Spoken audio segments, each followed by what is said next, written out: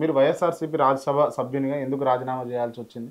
వైఎస్ఆర్సీపీలో ఉన్నప్పుడు నాకు జగన్మోహన్ రెడ్డి నన్ను బాగా గౌరవించాడు.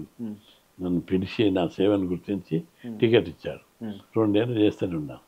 సడన్గా కేంద్రంలో 2 ఏళ్ళలో కూడా ఏం చేయలేకపోయినా, పార్లమెంట్లో మాట్లాడుతుంటే ఏం చేయలేకపోతున్నాను. దానికి కారణం అంటే అధికార పార్టీలో ఉండాలి, బలమైన ప్రతిపక్షంలో ఉండాలి. ఈ 2 కాలేకపోయినాయి నాకు. ఇప్పుడు అది ప్రతిపక్షం నుండి కూడా నేను ఎక్కువ. మీరు వ్యక్తిగతంగా అంటే మీ పదవి పక్కన పెడితే ఆర్ కృష్ణ అనేది ఒక పదవి కదా, దాంతో ఏం సాధించలేకపోయారు. నాకు వచ్చిన ప్రతి అవకాశం పార్లమెంట్లో బీసీల గురించే మాట్లాడినా. అయితే కేంద్ర ప్రభుత్వాన్ని ప్రభావితం చేయాలంటే ఆయుధం సరిపోలే.